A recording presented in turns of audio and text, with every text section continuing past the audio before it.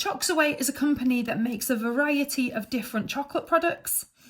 A 125 pack of chocolate drops costs 90p. A 375 gram box of chocolate drops is the same value for money, so it's 90p for 125 grams. How much does the 375 box of chocolate drops cost? So I've got to know how many 125s there are in 375. So if you don't know, you would do the calculation 375 divided by 125 in your calculator, and it would say, sorry, I've just typed that wrong, 375 divided by 125, and it gives me the answer of 3. So I know that 3 of these packs is one of the larger ones. So I want to do 3 times 90p, and 3 times 90p is 270p. You would get the 2 marks for that, or you could write it as £2.70. It doesn't matter which answer you put, you get the marks for each one. Okay, part B. Chocks Away chocolate bars are sold in 2 different sizes. The table below gives the price and the mass, so how many grams, of chocolate bars there are for sale in 3 different shops. In which shop is Chocks Away chocolate bar the best value for money? Now it says here, you must justify your answer by considering all 3 shops. So what you would do is you need to comment on all 3. So let's have a look at them. So it says Corner Inn is 70p for 66 grams. Okay. Mega Store is 50p for 51 grams. Stacey Store is 65p for also 51 grams. Okay. So we can disregard this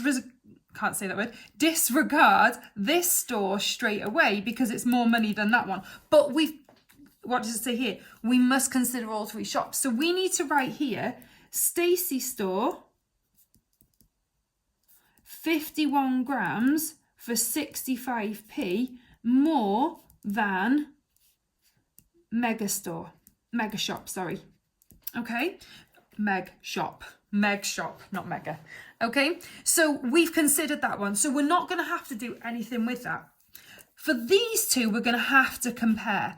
And what we're going to do is we're going to compare the price per gram. So we're going to find out what 1 gram costs. So we're going to divide by the grams. Okay, so let's do Corner Inn first. Now, if you hadn't spotted that they were the same grams but for different price of money, you would just do what I'm doing now for the 3 stores. So if it's 70p is 66 grams. If I want to know 1 gram, I'm going to do 70 divided by 66p. So 70 divided by 66, and it gives me 1.06 is 1 gram. So that's pence, 1 pence, 1.01 pence. Okay, let's do it for Meg Shop. Got it right this time. So 50p equals 51 grams. So for 1 gram, we're going to do 50 divided by 51. 50 divided by 51, and it gives me 0.98 pence per gram. Okay, so which one is cheaper? Well, this is the cheapest one. Okay, so we would tick Meg Shop here. Okay, so we get, it's less money for 1 gram. Okay, question 5. Sian's garden is split into 2 parts, a patio and a vegetable plot as shown in the diagrams below. So what I'd be looking at here is I can see that there are obviously 2 shapes. So this is a parallelogram.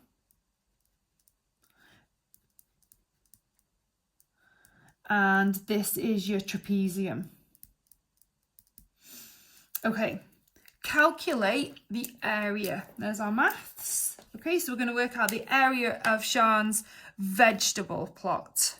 Okay, so we need to know how to work out the area of a parallelogram. Now, a parallelogram is just, and how I describe it, I'm going to get my hands in here if I can. It's a rectangle on a lean. So it's the same formula as a rectangle. So it's length times height or vertical height. So we would literally do 3.4 times 3 let's use a calculator. As I said the other day, we don't need to be using our brains now. We can use our calculators. So 10.2 meters squared is the vegetable plot. Okay, part B. Sian wants her patio and her vegetable plot to have the same area. So she increases the area of her patio. To do this, she reduces the area of her vegetable plot by the same amount. By how much has Sian increased the area of her patio? So we know the area of the vegetable plot. We need to know the area of the patio to know how much smaller it is to then be able to figure out how much to increase it by. So let's work out the area of the patio. Now this is a trapezium, and remember the formula for your trapezium is at the front of your booklet, and it's this one here. Okay, so it's half A plus BH. So if I label on my diagram where those are, so we know half is a half, this would be A, this would be B, and this is our height. Okay, now we haven't got a length on A there, so let's figure it out. It says the whole length is 5.8. The length of the vegetable plot is 3.4. Now they're the same, okay, because they're all parallel here. So we would do 5.8, take away 3.4, which is 2.4. Okay, so I've got my length there. So a half times 2.4 plus 1.2 times 3. So I'm going to put that all in my calculator. Half times 2.4 plus 1.2 times 3, and it gives me the answer of 5.4. Okay, what I would do at this point is I would see how much bigger the vegetable plot is compared to the patio. So you would take them away from each other, the areas away. So 10.2 take away 5.4. Take away 5.4. And it gives me the answer of 4.8. So that's the difference between them. Now, if I want them to be the same size, if I halve that and I add it onto if I add it onto the patio and take off the vegetable plot, it will make them the same size. So you would do 4.8 divided by 2, which is 2.4. And let's check now. So the patio is the smaller one, so we're going to add it on. So it would be 5.4 plus 2.4, which is 7.8. I don't need to use my calculator for that. Okay, the veg plot. Now the veg plot is the bigger one, so we're going to have to take away. So 10.2, take away the 2.4. So let's check that. 10.2 take away 2.4, and it gives me 7.8, which would make the areas of the two plots the same. So by how much has Sian increased the area of her patio? It's 2.4. Question 6. A survey was carried out to find how many portions of fruit and vegetables people eat in a day. The following 2 questions were asked in a questionnaire. Okay, so you don't have to answer this part, but if you imagine you were, you might come across what is wrong with these. And that's what questionnaire questions are about, is what's wrong with the question. So we look out for things like, is it biased? Is it set in the right place where it's not going to be? So for example, if I was finding out people's favourite food, fast food, I wouldn't stand outside McDonald's. I would stand somewhere generic maybe, or do it in school. Is there a time period on it? Because if I asked, how much fast food do you eat? Well, do I mean in a week, in a month, in a year? So we've got to have a time period. And when it comes to having choice boxes, are those choice boxes laid out correctly? Okay, so they're the kind of things we need to look out for. So we've got 2 questions.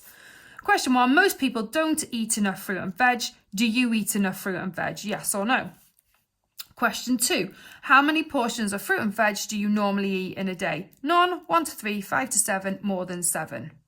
Okay, so Part 1 says, give one reason why question 1 is not suitable. So why should we not ask that question? So it says, most people don't eat enough fruit and vegetables. Do you eat enough fruit and vegetables? Well, actually, that question can be quite leading, okay, because it's making you think that, so if you're saying to someone, do you eat enough fruit and veg? You're probably going to say yes, okay? So it's a leading question.